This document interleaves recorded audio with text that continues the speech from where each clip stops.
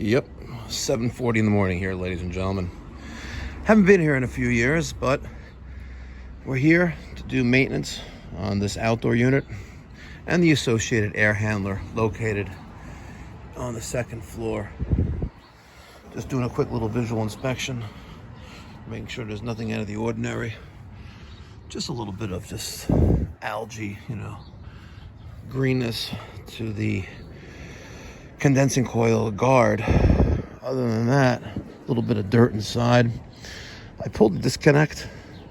I'm going to remove the electrical cover, exposing my capacitor and contactor and other vital electrical components.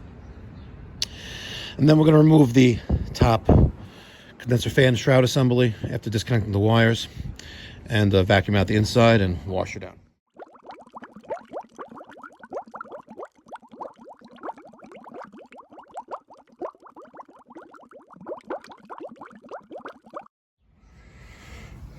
And that's why we removed the shroud cover, because you have a lot of debris there. Now, this is a double row coil. It doesn't look terrible, so I'm not inclined to split them unless it's necessary. So it's going to vacuum out the base of the condensing unit and then treat our coil with some chemical. All right, vacuumed out the unit and the coils as best I could.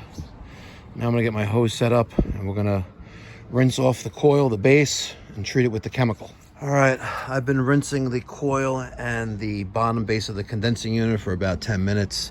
Everything is nice and saturated. Oh, looks like I missed a spot right there. Okay, I also took a piece of broken up brick and I braced up one end, and I did the same with the other side. And I'm just using my hose and rinsing through between the pad and the base of the condenser. By doing this, you're going to allow the unit to drain, because you're going to clear out those drain holes that are clogged up, probably with dirt and mulch and debris.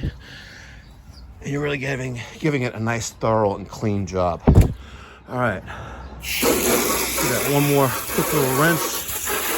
Most of the dirt is in that corner there.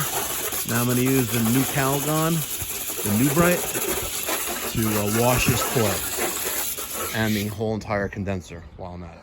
I got the foam gun. I got about a third full of chemical. We're going to spray down the coil from the inside out and the outside in. All right, unit is reassembled. Significantly cleaner down there. It's not perfect.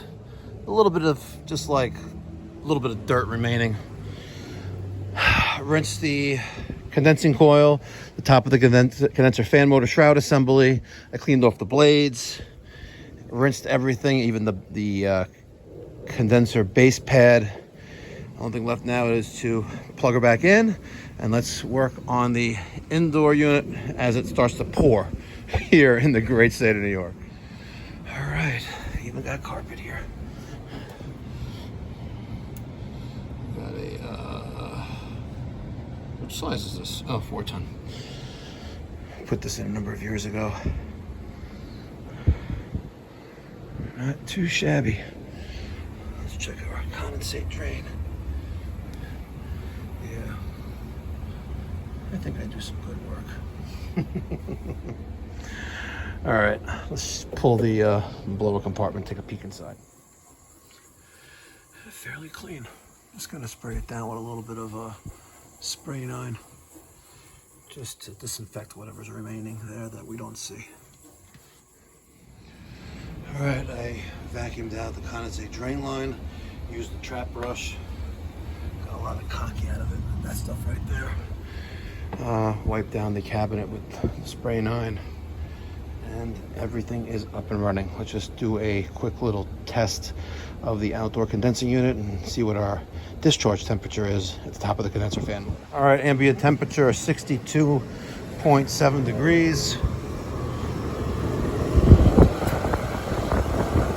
See what we're blowing out at. Give that a hot minute. 68 degrees. Let's check our discharge and our supply temperature, return temperature at the ductwork. 66. 49. Beautiful. 17 degree Delta T. Beautiful. All right, ladies and gentlemen, finished up that service call.